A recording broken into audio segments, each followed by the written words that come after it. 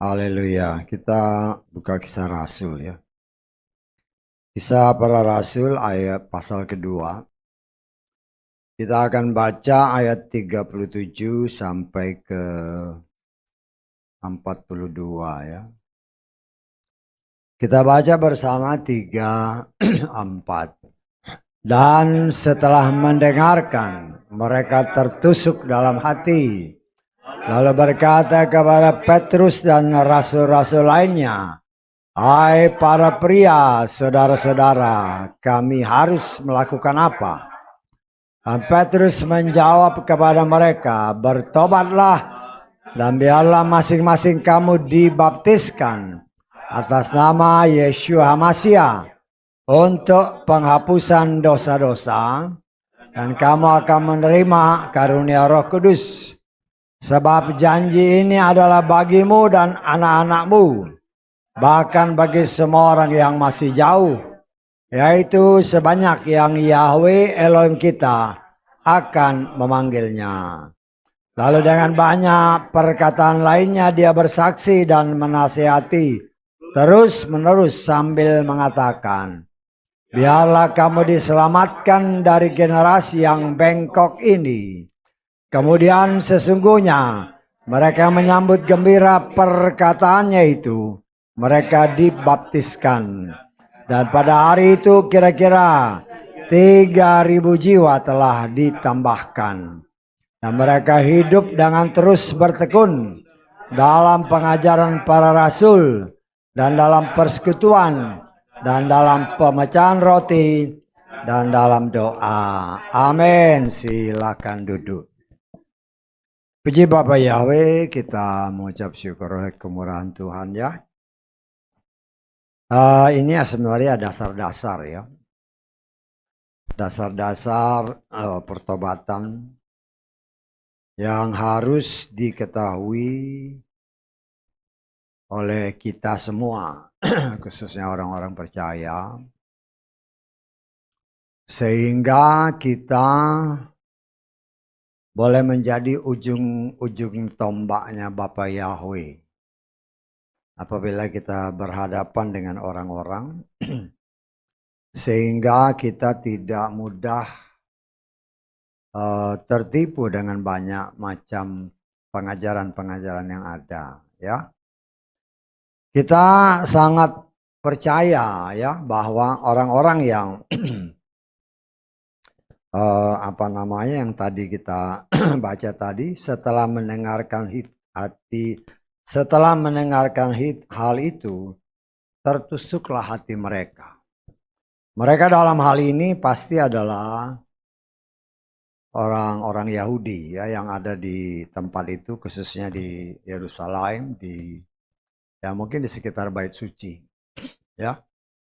Mereka diingatkan kembali setelah kurang lebih ya, kita kan bisa perkira-kirakan ya, kurang lebih sekitar boleh dikatakan hampir 2 bulan setelah Yesua pergi ya. Karena setelah Yesua mati dan dibangkitkan ya, kemudian selama 40 hari kata firman Tuhan, dia menampakkan diri kepada para rasul ya. Kemudian hari ke-50, hari Pentakosta, Roh Kudus dicurahkan kepada para rasul sesuai dengan janji Tuhan. Kalau hari ke-50 setelah kematian atau kebangkitan berarti hampir 2 bulan kan? Hampir 2 bulan. Jadi kalau kita perkirakan ini ya sekitar 50 sampai 60 hari, berarti kurang lebih 2 bulan setelah Yesua waktu itu ya. Mereka katakan salibkan dia kan begitu kan. Nah, ini kan orang-orangnya sama ini. Ya. Orang-orangnya sama, salibkan dia sekitar 2 bulan yang lalu. Ya. Atau katakanlah 50 hari. Ya, karena setelah mereka terima Roh Kudus, baru mereka diutus Tuhan kan, karena kan Yesua bilang ya, tunggu sampai Roh Kudus dicurahkan baru pergi. Dan kita percaya Roh Kudus dicurahkan pada hari ke-50 ya. Namanya Pentakosta ya. Sehingga ya kita tafsirkan kurang lebih 2 bulan setelah Yesua bangkit ya. Saya tangkap ya, Yesua kan setelah bangkit dia kan berasal Kisah Rasul, nanti saudara baca di dalam Kisah Rasul pertama. Kan dia 40 hari dia menampakkan diri kan. Menampakkan diri. Kemudian Tuhan bilang tunggu ya sampai ada Roh Kudus. Nah, Roh Kudus itu hari ke-50, Pentakosta. Nah, kejadian ini ya kita boleh tafsirkan ya sekitar 2 bulan setelah waktu itu mereka bilang salibkan dia, salibkan dia. Ini kan orangnya sama ini. Ya, orangnya sama. Kemudian pasti mereka akan dengar. Ternyata yang mereka katakan salibkan dia, ternyata dia bangkit. Lo kan gempar pasti. Walaupun ini berusaha ditutup-tutupi oleh orang-orang Farisi, orang-orang Saduki, penguasa-penguasa waktu itu. Ya. Karena mereka berusaha menutupi bahwa Yesua ya sudah mati, nggak bakal bangkit. Tetapi kenyataan membuktikan karena Roh Tuhan bekerja, para rasul dengan berani menyatakan bahwa mereka adalah saksi hidup, ya, sesuai dengan apa yang mereka katakan bahwa mereka adalah saksi-saksi hidup yang menyaksikan sejak dia disalibkan, dibunuh, disalibkan, mati, dikuburkan, kemudian bangkit, ya. Mereka ini kan kaget, lu ternyata yang kita bilang salibkan dia, ternyata dia bangkit. Ya. Ternyata dia bangkit. Nah, itulah cara Tuhan. Yang tadinya boleh dikatakan dalam tanda kutip mengkhianati dia. Salibkan dia, ya kan? Dengan cara Tuhan, ya. Karena saya percaya bahwa mereka ini sesungguhnya adalah orang-orang pilihan yang pada waktu itu, ya, matanya tertutup, sehingga mereka hanya mengikuti arus dunia yang disebarkan oleh para ahli Torah, orang-orang Farisi, orang-orang Saduki, ahli-ahli kitab. Sehingga mereka hanyut terbawa arus karena mereka menganggap ini kan pemimpin mereka. Ahli-ahli Torah. Ya. Ternyata kita melihat ya. Ya artinya kita harus belajar hati-hati. Kalau dulu ahli Taurat menyesatkan banyak orang sampai menyalibkan Yesua, bukan berarti itu tidak berlaku sampai saat ini. Sampai saat ini juga masih tetap terjadi. Mereka yang mengaku diri, oh ahli-ahli kitab, ya, ahli-ahli bahasa, oh bahasa Ibrani, sok-sok pakai bahasa Ibrani, padahal tidak mengerti seutuhnya, ya. Bahkan seolah-olah menganggap bahwa Tuhan itu nggak ngerti bahasa Indonesia. Akhirnya sok ngomong bahasa Ibrani, akhirnya salah. Ya, tetapi itulah kita melihat semua Tuhan izinkan terjadi dan kita sebagai anak-anak Tuhan kita boleh coba untuk melihat dengan kacamata yang benar, ya. Sesuai dengan firman Tuhan. Berdasarkan ayat-ayat yang kita baca tadi jelas dikatakan, ya. Saya dengan yakin ya menyatakan bahwa orang-orang yang nanya sama si Petrus dan teman-temannya ini adalah yang kurang lebih 2 bulan sebelumnya salibkan dia, salibkan dia. Ya. Tetapi setelah 2 bulan kemudian, ya, waktu yang Tuhan sudah tetapkan. Segala sesuatu, kata pengkhotbah, ada waktunya. Ya. Mereka adalah orang-orang pilihan. Berdasarkan ayat-ayat yang kita baca, 3.000 orang langsung bertobat.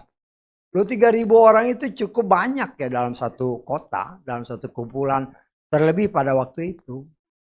Yang waktu itu 3.000 orang bilang salibkan, salibkan.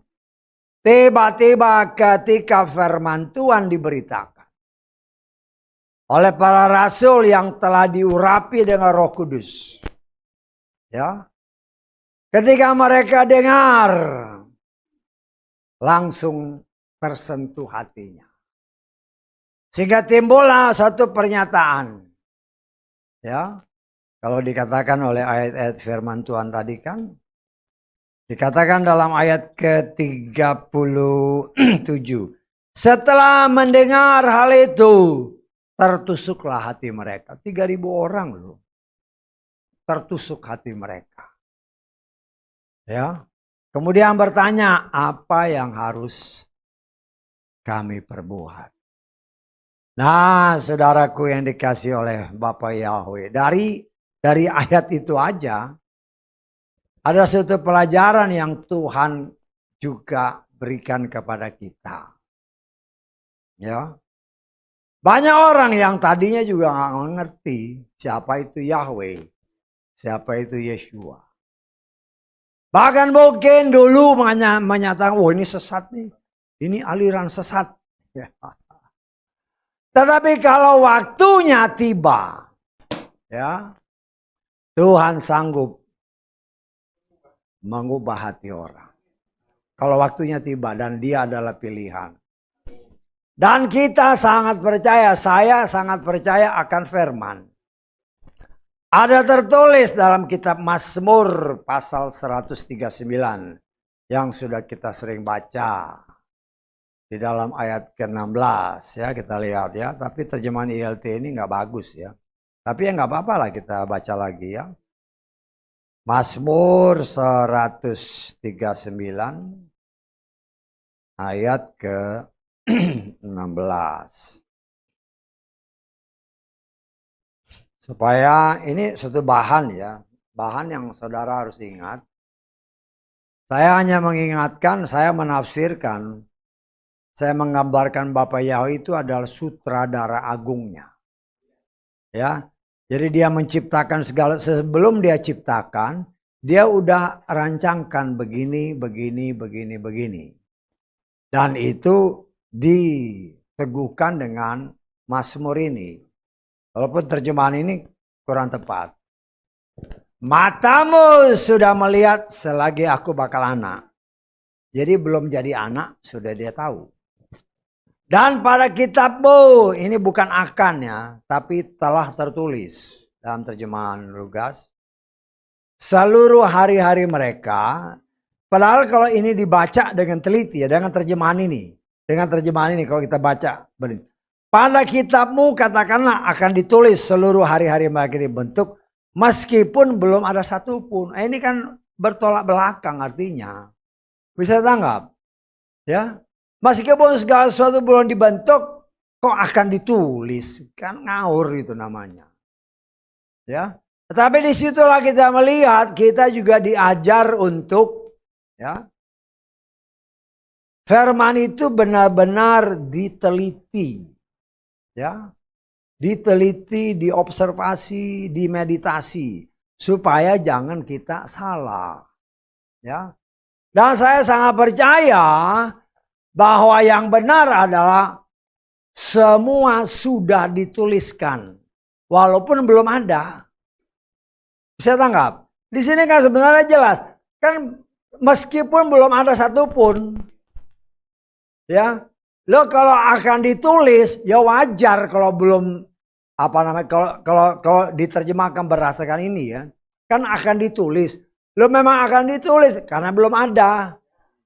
Tetapi kita harus lihat di sini meskipun belum ada satupun, ya Itu sudah tertulis, itulah Tuhan kita yang Maha Kuasa. Ya.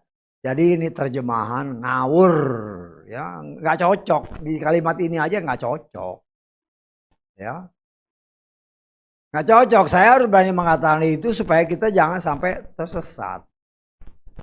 Setan itu bisa pakai segala macam cara, termasuk penerjemah-penerjemah. Kalau mereka hanya menerjemahkan asal-asalan aja, saya bilang sih asal-asalan.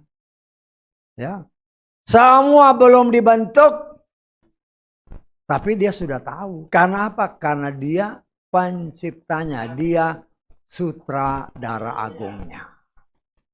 Ya, dia sudah tahu 3.000 jiwa yang mendengar berita dari si para rasul ini. Mereka pasti tersentuh, mereka kaget. Ternyata yang mereka salibkan itu, dia tidak mati tetapi dia bangkit. Itu menandakan bahwa ini adalah sungguh-sungguh Hamasia. Ya. Tetapi itu Tuhan izinkan terjadi kepada bangsa ini. Ya. Nah, kita melihat di sini saudaraku yang dikasih oleh Bapak Yahweh. Firman ini yang sudah ditulis ya. Ini cocok dengan Efesus pasal 1 ayat keempat. Ya, ini perhatikan ya. Kalau dengan terjemahan ini kalau dengan terjemahan ini nggak cocok dengan Efesus pasal 1 ayat 4. Karena itu saya berani katakan ini ngawur, terjemahannya salah. Nah, terjemahan yang berdasarkan Lukas sudah tertulis. Dan itu cocok dengan Efesus pasal 1 ayat keempat. Kita lihat. Sebagaimana di dalamnya dia telah memilih kita sebelum permulaan dunia. Jadi sebelum dunia ini ada, kita sudah dipilih. Kalau dengan kata-kata seperti yang tadi tertulis dalam kitab Mazmur nggak cocok sama ini. Tetapi berdasarkan terjemahan Lukas atau terjemahan King James dan terjemahan yang lain dalam bahasa Inggris itu memang sudah tertulis. Kalau sudah tertulis walaupun belum ada sudah tertulis. Nah ini klop dengan ini. Ya, sebelum dunia ada dia sudah milih. Ya, bisa tangkap? Artinya jangankan leluhur kita, Adam dan Hawa aja belum ada. Adam dan Hawa aja belum ada, dia sudah pilih. Ini ya, ini yang bakal dia panggil, dia pilih, dan dia selamatkan. Kalau setia. Kalau setia, ya. Nah, kita melihat luar biasanya Tuhan kita. Ya. Karena dia sudah pilih. Nah, kita baca di dalam kitab Roma pasal ke-8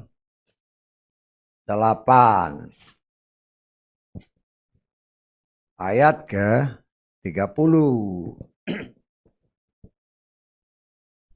Dan mereka yang telah dia tetapkan sebelumnya. Jadi sebelum dunia diciptakan tadi dalam Efesus tadi dan di dalam Mazmur sesuai dengan terjemahan yang benar, ya. Mereka yang telah dia tetapkan itu apa? Dia panggil. Saya tangkap. Dia udah tetapkan ini kan? Orang-orang yang sudah ditetapkan ini belum tentu mereka ada dalam satu keluarga dengan lingkungan orang percaya. Belum tentu. Bisa tangkap? Bisa saja orang ini ada di lingkungan orang yang mungkin sama sekali tidak percaya atau bahkan jahat. Tetapi orang ini sudah ditetapkan sebelumnya. Dan dengan cara Tuhan sesuai dengan ayat ini. Mereka karena sudah dipilih sebelumnya, tetapi dia ada di lingkungan yang mungkin secara akal pikiran kita, wah ini bahaya orang ini. Tetapi bagi Tuhan karena dia sudah tentukan, ketika waktunya genap, dia panggil. Saya tangkap ya. Dia panggil dengan caranya. Dia panggil. Kalau orang dipanggil, ya biasanya, nih kalau dipanggil, yang nangkap itu kan kuping kan, betul nggak? Lo kita pakai logika sedikit. Lo ini kelop dengan apa yang Tuhan katakan, iman datang dari pendengaran akan firman. Saya tangkap, ya. Cara Tuhan memanggil orang yang sudah dia pilih, dia sudah tetapkan. Cara Tuhan kan macam-macam caranya. Ya. Samuel ketika dia masih kecil, dia sudah ditaruh oleh orang tuanya karena orang tuanya bernasar bahwa anak ini akan dipersembahkan kepada Bapa Yahweh. Ya, dan ibunya ini siapa itu namanya, Hana kalau saya nggak salah, ya. Kan Hana sama Elkana kan bapaknya. Begitu anak ini, karena anak ini adalah anak yang diminta oleh Hana dengan ratap tangis dan Tuhan menjawabnya. Kemudian dia menepati janjinya. Kalau kau berikan aku anak, aku akan persembahkan dia. Setelah anak ini lepas lepas tetek lah ya. Dia bawa. Saudara bisa bayangkan seorang ibu ya. Karena janji. Anak yang baru lepas susu itu kan umurnya berapa sih? 2 atau 3 tahun kan? Betul nggak? 2 atau 3 tahun. Tetapi karena janji, dia serahkan sama Tuhan. Terserah Tuhan, anak ini mau jadi apa. Ya. Dan ketika anak ini ya sejak kecil kan ya masih, namanya anak kecil baru lepas susu, ya masih main-main, ya artinya lingkungan hidupnya ya di situ-situ aja. Tetapi dia belum kenal Bapa Yahweh. Ketika waktunya genap, cara Tuhan, seperti yang tadi dikatakan kan, dipanggil Samuel, Samuel. Loh, Samuel kaget. Dia pikir Imam Eli yang manggil. Ya. Dia datangin Imam Eli. Ada apa Pak? Ya mungkin sudah agak besar-besar lah anak ini. Mungkin sudah umur mungkin 10 tahun, kita nggak tahu kan. Tapi kan dia rajin ngikutin. Tapi harus diingat ya, Samuel itu bukan keturunan imam besar. Kalau saudara baca dalam kitab Tawari, ya, di dalam Tawari 1 Tawari pasal 6 nanti bisa dilihat. Dia bukan keturunan imam besar. Tetapi Tuhan punya hak. Ya kalau kita lengkap sedikit. Ya kita sudah dengar lah ini. Karena Imam Elinya ini tidak menghormati Tuhan. Semua keluarganya dimusnahkan oleh Tuhan. Ya, cara Tuhan diangkatlah si Samuel. Walaupun dia orang Lewi, tetapi dia bukan keturunan imam besar. Ya, berdasarkan firman Tuhan, kalau bukan keturunan imam besar, tidak boleh. Tetapi karena imam besarnya tidak melaksanakan tugas sebagaimana perintah Tuhan, Tuhan punya hak untuk mengangkat Samuel. Walaupun dia orang Lewi, tapi dia bukan keturunan imam besar. Nah itulah yang saya katakan. Ya. Torah itu yang bikin Bapa Yahweh. Saya tanggap. Yang bisa merubah itu hanya Bapa Yahweh. Bukan orang lain. Yang banyak sekarang, oh Torah nggak berlaku. Enaknya kau ngomong Torah tidak berlaku. Kalau itu dari Bapa Yahweh yang menyatakan Torah tidak berlaku, oke. Tetapi Yesua berkata, aku tidak membatalkan Torah. Karena itu hati-hati dengan hamasya-hamasya palsu yang menyatakan seperti itu. Lah disinilah kita melihat waktu Tuhan ketika saya percaya mungkin udah umur 10 tahun atau lebih. Samuel mulai dipanggil. Ketika dipanggil, tadinya kan dia nggak tahu. Dia berdasarkan petunjuk daripada Imam Eli. Ya, Imam Eli juga sadar ini dipanggil sampai satu kali, dua kali, dia mulai sadar ini berarti ada sesuatu. Ya pasti dia percaya ini pasti yang panggil Tuhan. Karena itu dia ajaran si Samuel kan, kalau nanti dia panggil lagi, bilang, ya hambamu mendengar. Nah Tuhan, waktu Tuhan dia tetapkan Samuel. Sudah mulai mendengar suara Tuhan, mulai dididik oleh Tuhan. Mulai Tuhan berikan rencananya kepada Samuel. Bahwa ini nih si Eli ini sama anak-anaknya ini gak bener ini. Ini akan dimusnahkan. Ya. Loh kita melihat Samuel ya walaupun dia berat kan ngomong. Ada pesan dari Tuhan dia akan si Eli ini akan dibinasakan. Ya. Tetapi ya karena didesak terus sama Imam Eli ya dia ngomong apa adanya. Imam. Perhatikan ya. Imam ditegur bukannya tobat. Malah bilang ya terserahlah. Lo jangan kira dulu aja yang berlaku sampai sekarang pun. Banyak yang mereka menamakan diri pelayan Tuhan ditegur salah itu. Wah malah ngotot ya sama. Nah disinilah kita melihat ketika waktunya genap. Walaupun tadinya menyangkal bahkan mengatakan salibkan dia, salibkan dia. Waktu Tuhan. Karena orang-orang ini saya percaya. Sudah ditetapkan berdasarkan Efesus. Berdasarkan kitab Mazmur. Sudah ditetapkan berdasarkan kitab Roma. Dan banyak ayat-ayat lain. Kalau sudah Tuhan tetapkan. Tuhan sanggup untuk mewujud nyatakannya. Karena dia Elohim yang Maha Kuasa. Bisa tangkap, ya. Lah di sini kita melihat, ya. Ketika waktunya genap dan mereka yang tadinya menyatakan salibkan, salibkan.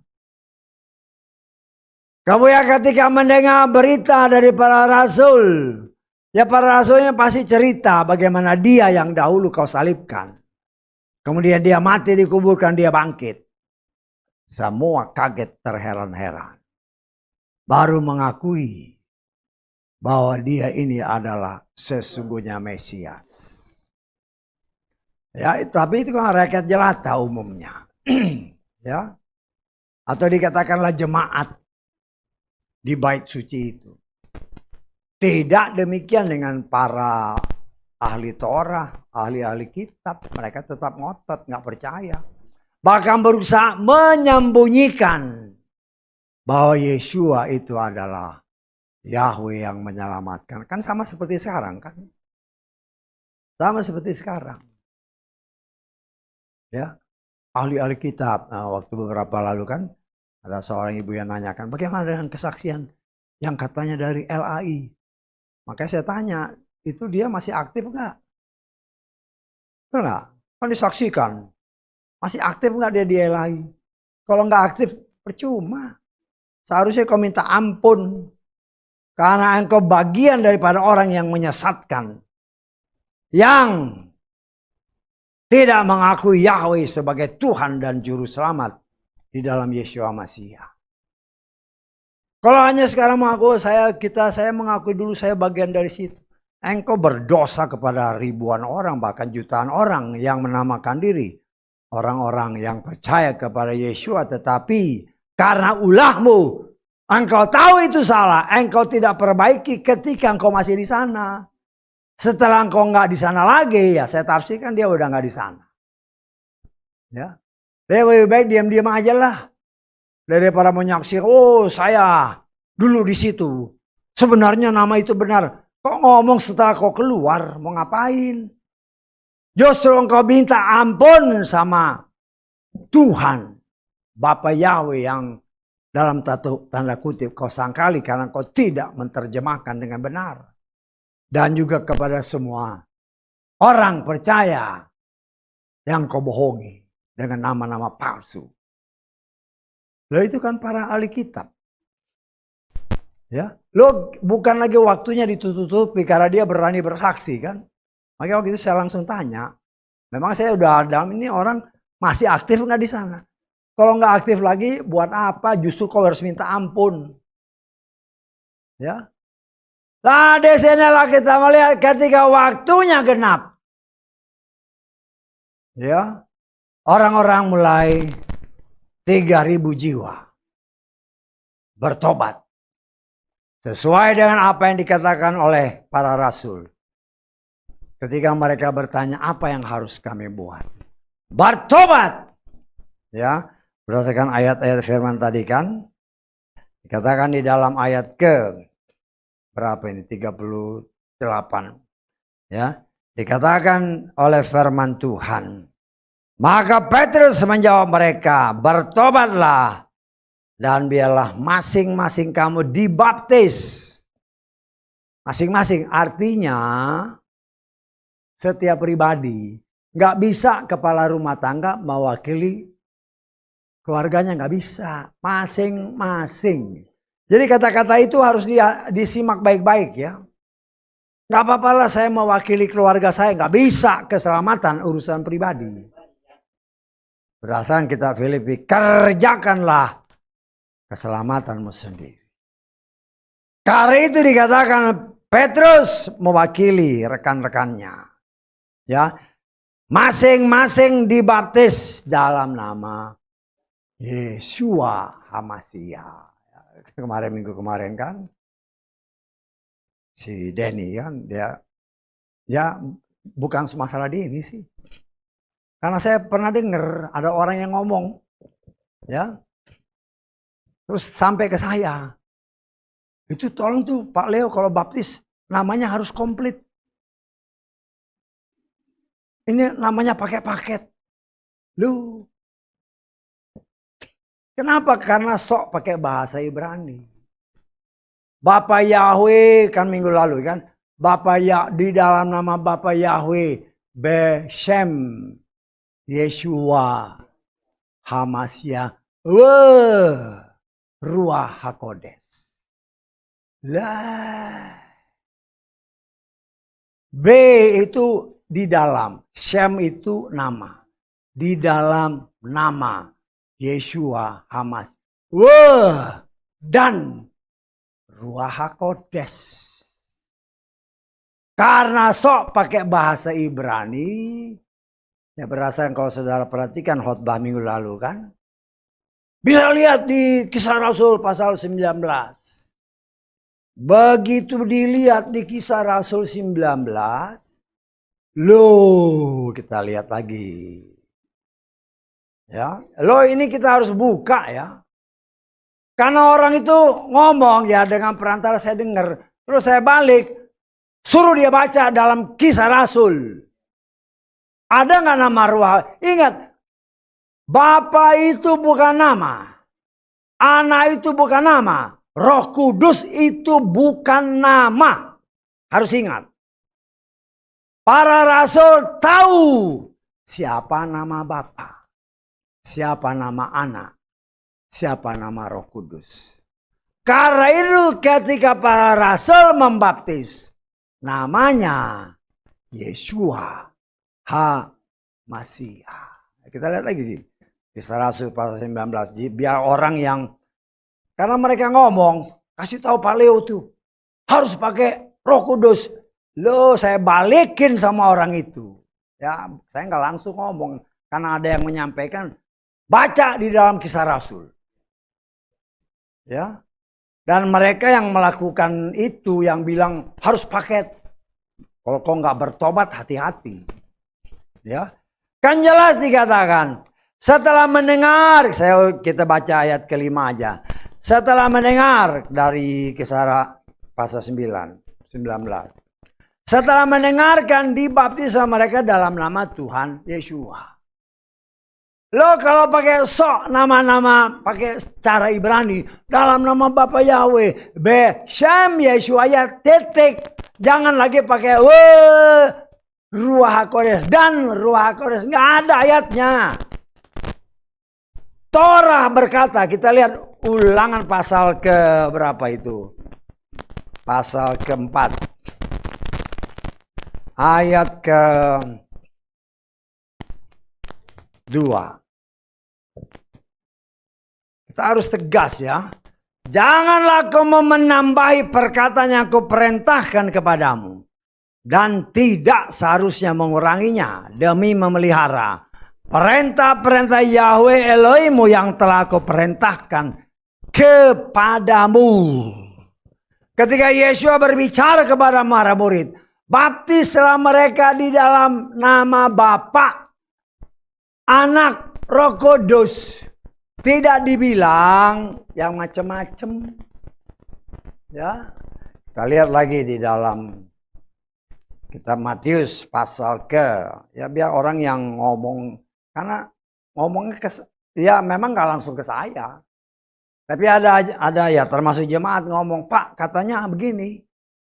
Itu harus pakai Roh Kudus. Lo baca yang benar. Miliki pengetahuan, pengenalan yang penuh dan benar akan firman. Sehingga jangan kau dibodohi.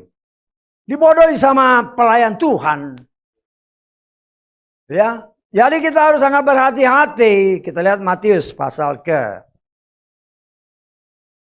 28. Ayat ke-19. Oleh karena itu seraya pergi, muridkanlah semua bangsa dengan membaptis mereka ke dalam, perhatikan, nama Bapa, Putra, Roh Kudus. Kita lihat terjemahan bahasa Inggrisnya. Go ye therefore and teach all nations, baptizing them in the name of the Father, of the Son, and of the Holy Ghost. Ya, baca. Kalau bahasa Inggris, ya, kalau banyak pasti ada S-nya. Ini name ada S-nya enggak? Name ini, name. Artinya namanya cuma satu. Jangan kau tambahi. Ya. Para murid tahu siapa nama Bapa, Anak, dan Roh Kudus. Hanya satu nama. Yaitu Yeshua HaMashiach. Kalau orang yang mengajarkan ditambah, hati-hati kau. Hati-hati. Apalagi kau yang dibaptis sama orang ini. Hati-hati. Karena ada tertulis, jangan kau tambahi, jangan kau kurang. Ya, hati-hati. Ya, saya tidak bilang berdosa, itu urusan dia dengan Tuhan. Tetapi Tuhan setia sama firman-Nya. Bertobat. Minta ampun. Karena engkau melakukan sesuatu yang sudah ditambah. Lo nggak disuruh. Artinya orang ini tidak mengerti firman. Ya saya kata nggak ngerti. Tidak dibilang dalam nama Bapa, nama Anak, nama Roh Kudus. Nggak ada. Dan di sini jelas dalam bahasa Inggris, only name, not names. Nggak ada S-nya. Kalau dibilang names, berarti ada nama Bapa, nama Anak, nama Roh Kudus. No, just one name. Yeshua HaMashiach. Karena itu dikatakan, keselamatan itu hanya ada pada nama itu. Yeshua HaMashiach. Dan kau yang ngomong itu, kalau kau dengar, bilang sama orang yang ngajarin kau itu, bertobat. Karena ada terus, jangan kau tambah dan jangan kau kurangi. Kenapa saya katakan orang itu pernah dibaptis di sini? Orang itu pernah dibaptis di sini, kemudian dia bilang, itu sih kasih tahu Pak Leo, harus pakai nama Roh Kudus. Dari mana kau bilang itu ada? Ya, nggak ada ayatnya. Bilang sama pelayan yang membaptismu itu, yang nggak perlu saya sebut namanya lah. Ya, ya kayak begitu. Hati-hati, hati-hati. Saya harus mengatakan itu, ya karena kebetulan saya terlibat langsung dengan orang itu. Karena itu saya bilang ke dia nggak langsung ngomong sama saya. Saya dengan perantaraan jemaat, kasih tahu Pak Leo tuh. Pakai nama yang komplit, kasihan jemaat. Loh, saya bilang baca firman yang benar. Dan kalau kau dengar sekarang, hati-hati kok. Berarti engkau dibaptis bukan dengan nama yang benar. Udah pakai tambah-tambahan. Roh Kudus itu bukan nama. Iya ya, kan jelas. Makanya saya bilang lihat dalam bahasa Inggrisnya. Tidak ada names, yang ada name, just one name. Hanya satu, karena nama Bapak itu, anak itu ya satu namanya. Itulah yang dikatakan Yeshua Masiah. Dan kalau saya boleh mengutip apa yang minggu lalu kan Denny ngambil ayat 19 itu, Kisah Rasul 19. Ya mungkin yang ngomong itu langsung kediam kan, ternyata nggak ada Roh Kudus. Dalam arti saya berarti pengetahuan tentang firman. Pengenalanmu tentang firman itu tanda tanya. Kau berani ngajarkan ditambah. Hati-hati. Ya kita kan kemarin sempat belajar tentang beberapa hal. Dalam hal ibadah, Tuhan itu ketat. Nadab Abihu, walaupun dia imam. Nanti minggu depan kita belajar ini. Dari Imamat pasal 10. Berani kau main-main dengan tata ibadah, mati. Ya. Artinya saudara juga sebagai jemaat. Ya, karena orang itu pernah dibaptis di sini. Ya saya bilang terus terang dia baptis di sini. Kemudian dia konsultasi dengan orang yang bilang itu harus pakai nama Roh Kudus. Hati-hati. Udah benar, ketipu sama pelayan Tuhan. Ya pakai ayat mana? Nggak ada ayatnya. Pakai nama Roh Kudus nggak ada ayatnya. Bapa, Anak dan Roh Kudus itu namanya satu, Yeshua HaMasiah. Ya saya harapkan karena Tuhan ingatkan ini ya orang yang melakukan itu dan orang yang ngomong seperti itu bertobat dan perbaiki dirimu. Karena berulang-ulang dikatakan dari tobat. Kalau namanya nggak benar, itu kan namanya sudah ditambah. Namanya sudah ditambah. Ya, Roh Kudus itu bukan nama. Memang Bapa Yahweh itu roh. Tapi Roh Kudus bukan nama. Namanya ada. Kan si Bapa Yahweh sendiri ngomong kepada Moshe. Namanya Yahweh. Lah saudaraku yang dikasih oleh Bapa Yahweh.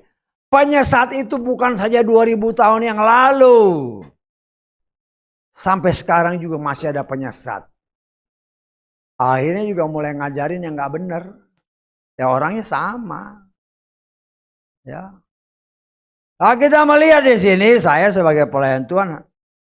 Ya itu sih memang urusan pribadi ya. Tapi karena itu sudah menyebar ke sana kemari, orang dengar. Saya sebagai pelayan Tuhan juga harus bisa menjaga jiwa-jiwa yang Tuhan percayakan bagi saya. Jangan sampai ketipu. Karena jelas orang yang pernah saya baptis itu ketipu. Ketipu dan ditipu. Nah itu jelas-jelas aja. Ya, kalau dia dengar ya bertobatlah dia. Perbaiki baptismu. Karena baptismu itu yang sudah benar kau ganti dengan yang gak benar. Ya hati-hati. Ya sebagian jemaat tahu orangnya. Ya karena dia memang dibaptis di sini. Saya yang baptis. Kemudian dia bilang, oh tuh kasih tahu Pak Leo tuh. Kurang komplit. Lah bagaimana ini? Ya. Memang setan itu menyamar jadi malaikat terang. Apabila mungkin, ada tertulis kan, orang pilihan pun ditipu dan itu terjadi. Dalam hal mendasar lagi. Sudah benar dibaptis dengan nama yang benar. Cari lagi. Akhirnya namanya ngawur. Tidak seperti apa yang tertulis. Loh saya sebagai pelayan Tuhan, ya saya mengasihi orang-orang itu. tapi saya benci perbuatannya karena menyesatkan orang. Ya, dan bukan hanya itu, ada banyak pengajaran-pengajaran menyesatkan. Kalau saudara tidak hati-hati, dia bisa menyesatkan siapa saja. Kata-katanya sih memang lemah lembut. Ya setan kan lemah lembut. Ya. Setan itu ngomongnya yang enak di telinga. Tapi dia hajar dan dia binasakan dengan caranya. Ya hati-hati. Ya, hati-hati.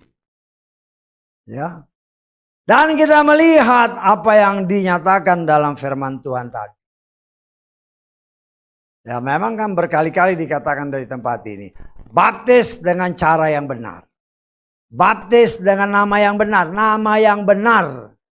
Kalau namanya kau tambahi, hati-hati. Saya tidak mengatakan pasti masuk neraka. Hati-hati. Karena Tuhan setia sama firman-Nya.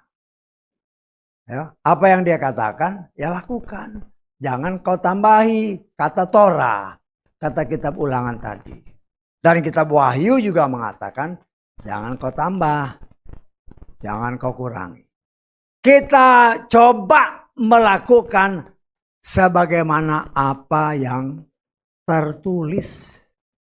Yang tertulis saja masih belum sempurna. Tetapi Roh Kudus itulah yang menyempurnakannya. Dan kita belajar di sini, saudaraku yang dikasih oleh Bapa Yahweh. Sebagaimana yang ditekankan oleh para rasul tadi, ya. Semua ini janji-janji ini janji keselamatan. Ketika mereka dengar, mereka tersentuh hatinya. Langsung bertobat. Karena mereka tahu yang dimaksudkan itu, yang kurang lebih 2 bulan lalu mereka nyatakan, salibkan dia. Artinya kan mereka termasuk bagian daripada golongan yang membunuh sang juru selamat. Tetapi Yesua penuh dengan kasih. Bapa Yahweh tahu bahwa orang ini karena tidak mengerti matanya dibutakan. Ya sama seperti jemaat itu. Karena mulut pelayan Tuhan langsung matanya buta. Tidak cek di firman.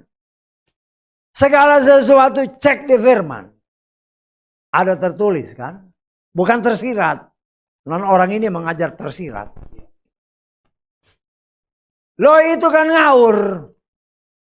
Mereka atau orang ini berbicara, oh firman Tuhan itu bukan hanya tertulis, tapi juga tersirat. Yang tersirat itu di otakmu aja yang kotor. Yang menyesatkan banyak orang. Tetapi ya orang tetap percaya. Ya gak jadi masalah buat saya sih. Yang penting kita harus hati-hati dengar kata-katanya. Kata-katanya lemah lembut. Waduh menarik. Membuat telinga ini, waduh. Kan firman Tuhan menggatalkan telinga. Oh kayak begitu. Ya setan memang baik. Ya. Tetapi kalau kita tidak hati-hati, kita jangan membenci orangnya. Saya tidak mengajarkan saudara membenci orangnya.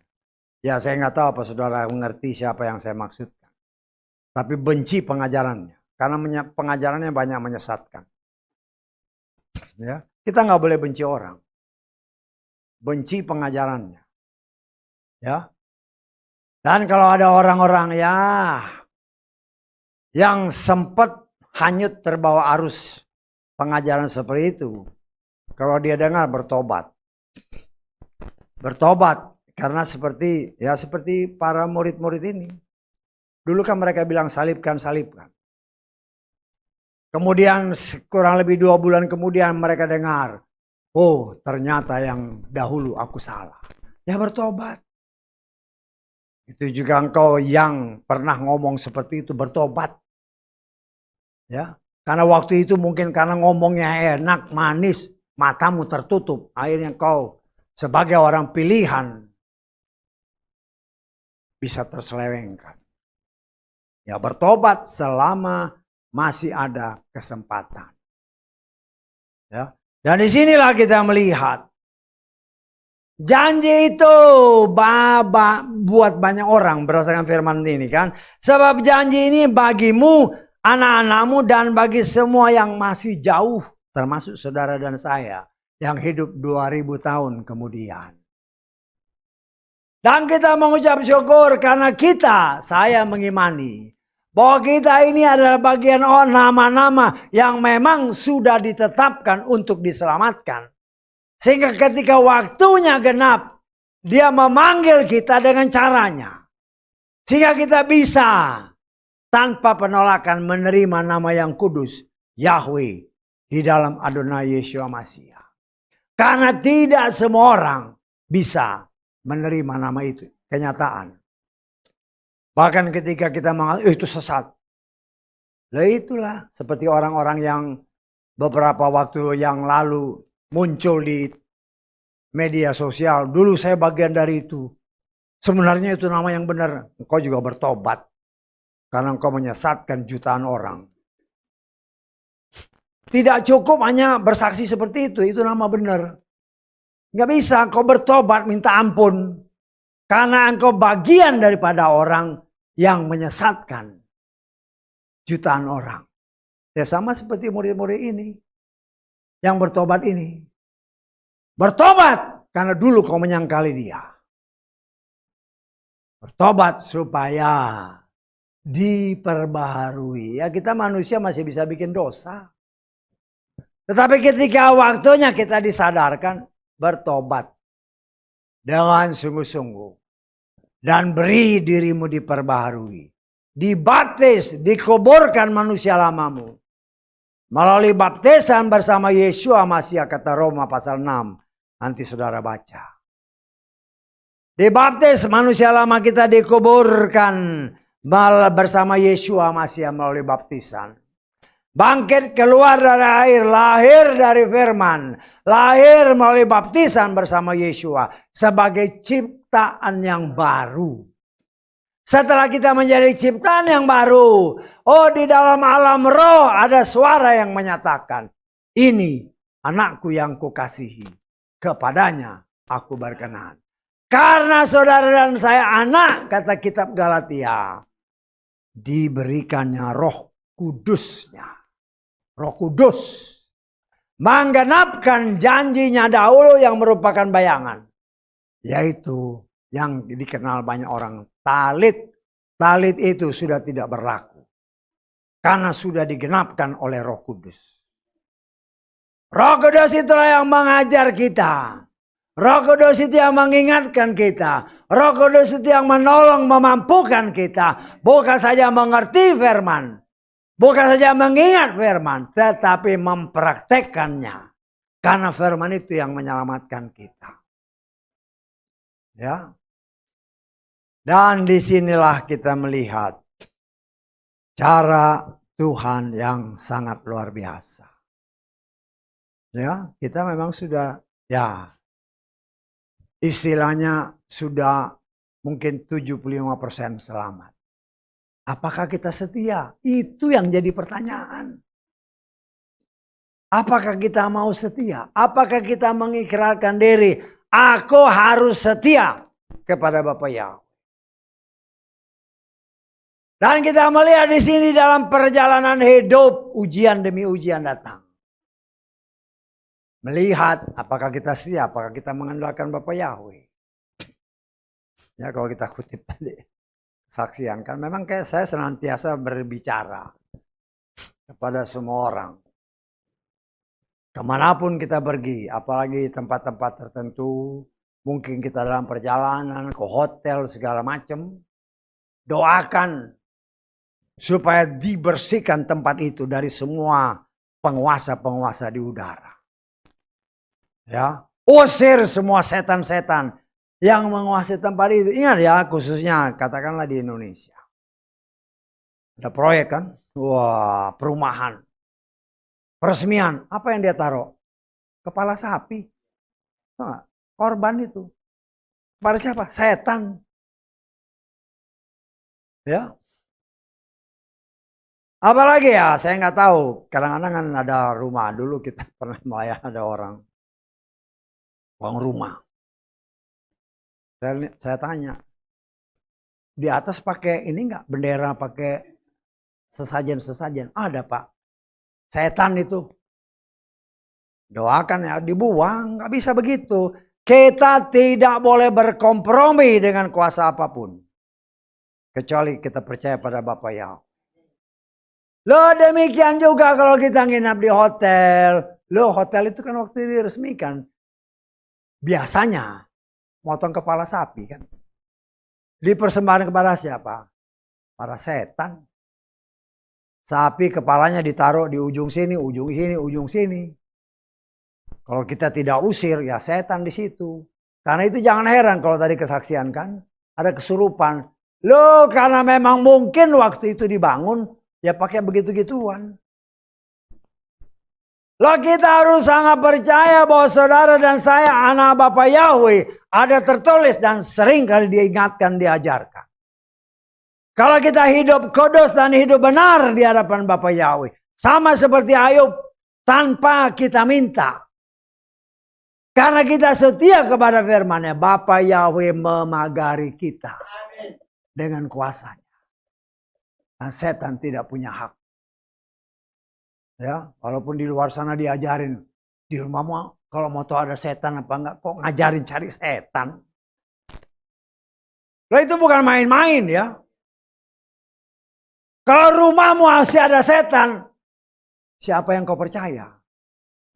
Kalau kita hidup benar di hadapan Tuhan, setan tidak punya hak atas kita dan atas semua yang Tuhan percayakan kepada kita. Nanti baca di dalam kitab Ayub pasal 1, pasal 2. Sudah seringkali diingatkan.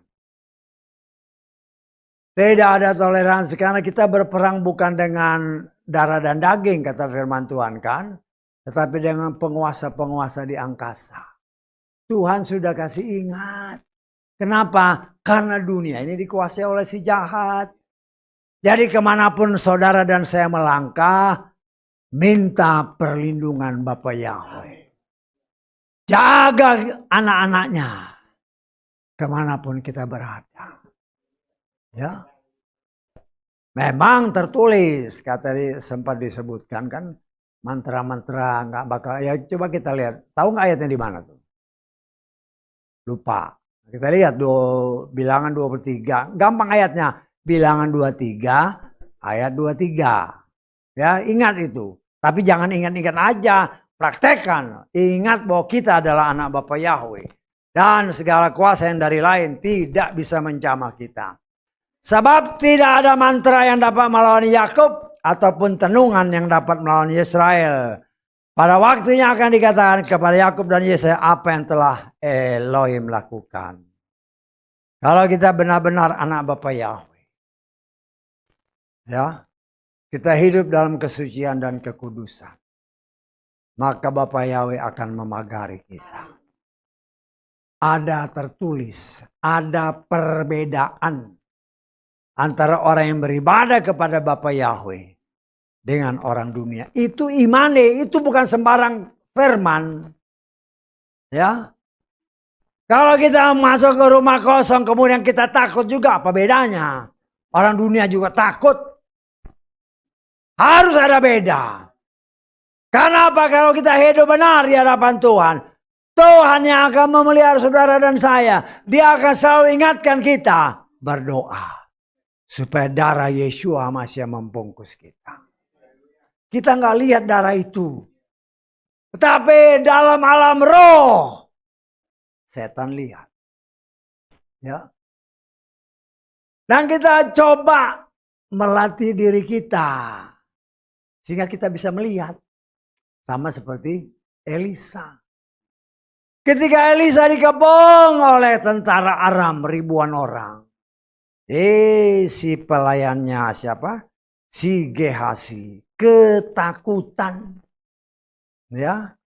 Walaupun si Elisa ngomong. Yang menyertai kita lebih banyak. Daripada yang tentara-tentara itu. Tapi namanya Elisa, si Gehasi ini ketutup matanya. Karena itu Elisa berdoa.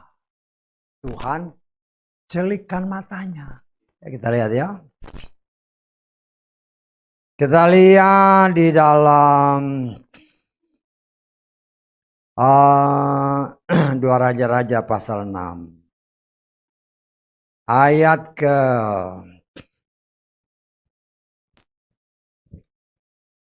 15 mulai. Pelayan Abdi Elohim, Abdi Elohim sini Elisa ya. Bangun pagi-pagi benar dan keluar, tampaklah satu pasukan dengan kuda dan kereta perang sudah mengepung kota itu. Lalu pelayan itu berkata kepada, aduh Tuanku, kita akan berbuat apa? Perhatikan jawab Elisa.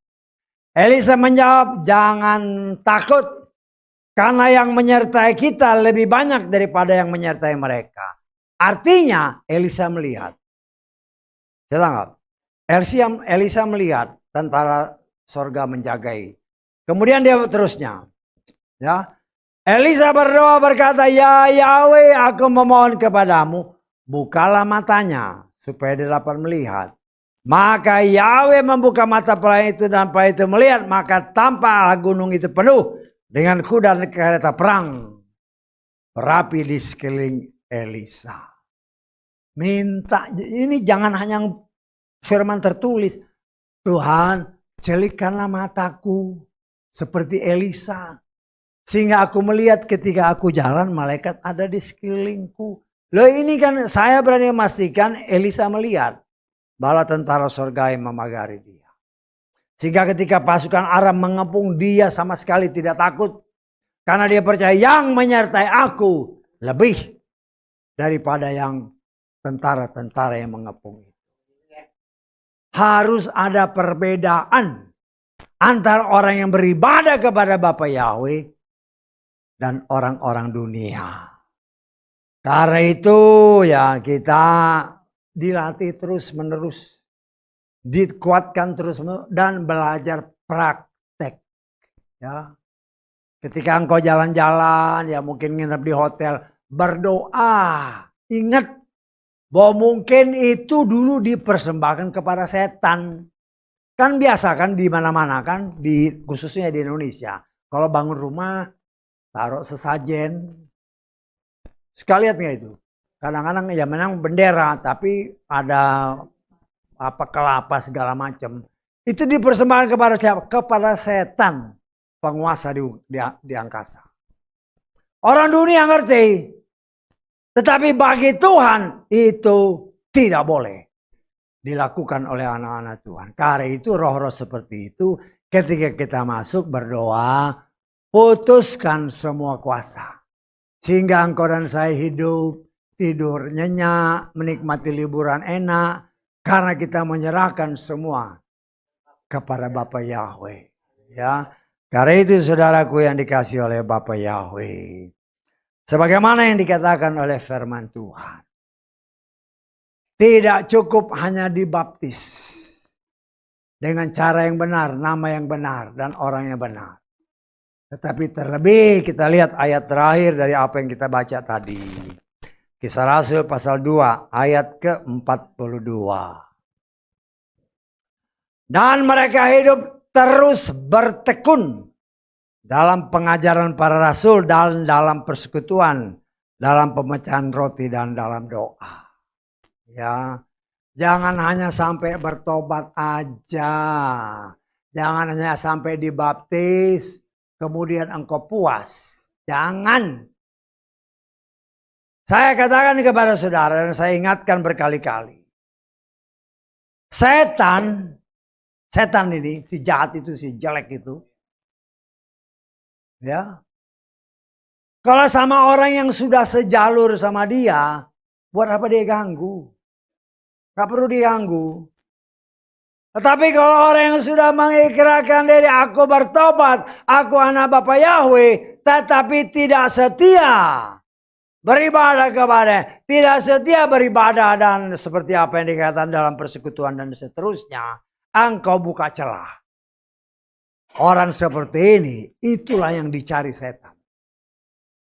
Kalau yang sudah satu jalur mau ngapain, sudah tahu nanti ujungnya. Tetapi yang sudah mengikrarkan diri dan sudah dikatakan dalam alam roh, ini anakku, tetapi dia tidak setia, bahkan mulai menjauh. Bahkan mulai karena pengaruh di luar, karena sudah menjauh kan. Suara Tuhan bukan lagi dengar, sudah mulai sayup-sayup terdengar. Suara setan lebih keras. Loh, nama Tuhan yang ini sama yang itu. Ya mulai. Goyang. Tinggal waktunya dihabiskan. Setan punya 3 tugas. Mencuri, membunuh, membinasakan. Bukan lagi waktunya main-main. Ya, kita harus bersikap tegas untuk keselamatan kita. Ya, untuk keselamatan kita. Satu keluarga. Ya, aduh, istri saya belum bertobat atau suami saya belum bertobat. Engkau sungguh-sungguh berdoa. Ya, kalau mereka belum mau ya biarin aja karena semua sudah tertulis kata firman Tuhan. Satu keluarga memang. Tetapi belum tentu semuanya tertulis dalam kitab kehidupan.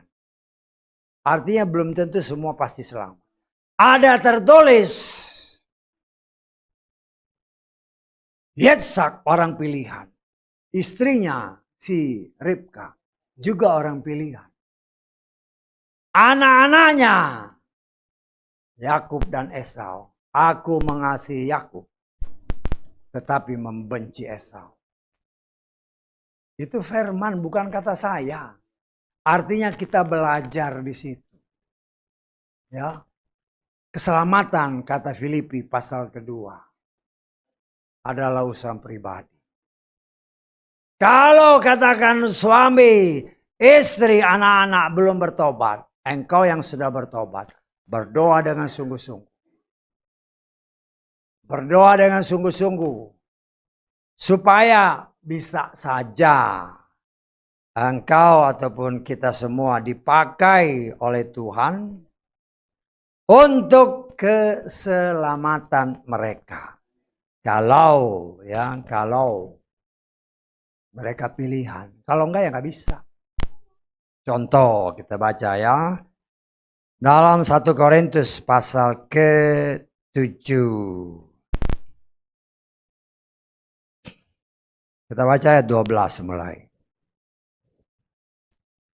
Kepada mereka selebihnya, aku bukan Tuhan berkata, jika seseorang saudara memiliki istri yang bukan orang percaya, dan wanita itu setuju untuk tinggal bersamanya, janganlah dia mengusirnya. Dan seorang istri siapapun yang memiliki suami yang bukan orang percaya, dan pria itu setuju untuk tinggal bersamanya, janganlah dia mengusirnya. Sebab, perhatikan ayat-ayat selanjutnya. Suami yang bukan orang percaya itu telah dikuduskan oleh istrinya. Dan istri yang bukan orang percaya itu telah dikuduskan oleh suaminya. Jika tidak, anak-anakmu adalah anak-anak cemar. Tetapi sekarang mereka adalah anak-anak kudus. Artinya bukan kita tidak peduli dengan pasangan kita. Ya, tetapi berdasarkan ayat-ayat ini, karena kita yang sudah selamat, berdoa. Ya, berdoa. Siapa tahu kita memang dipakai Tuhan untuk keselamatan mereka.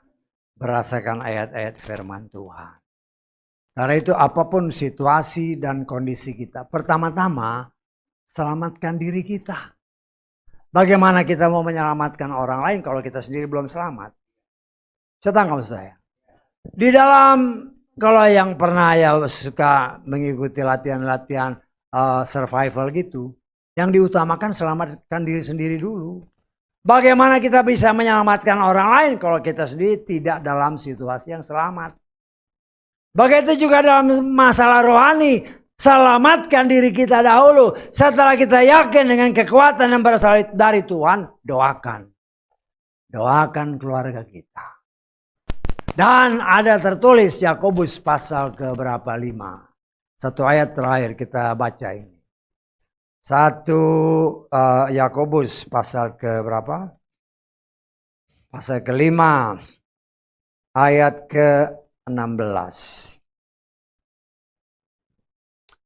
Akuilah kesalahan seorang terhadap yang lain dan saling mendoakanlah seorang terhadap yang lain, supaya kamu dapat disembuhkan. Perhatikan, doa orang yang benar ketika bekerja memiliki kekuatan yang besar. Dalam terjemahan Lukas untuk doa ini, doa orang benar ketika bekerja sangatlah berkuasa.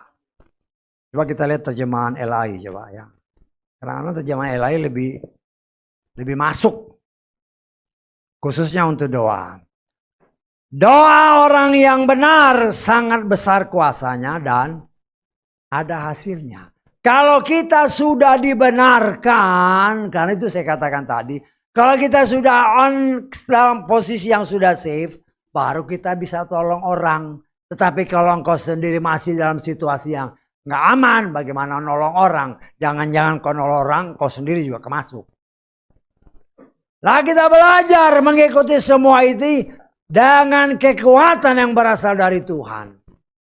Kalau hal-hal yang dikatakan dalam 1 Korintus 7 tadi kita alami atau keluarga kita alami, berdoa bagi mereka ketika kita sudah benar-benar dalam posisi yang selamat.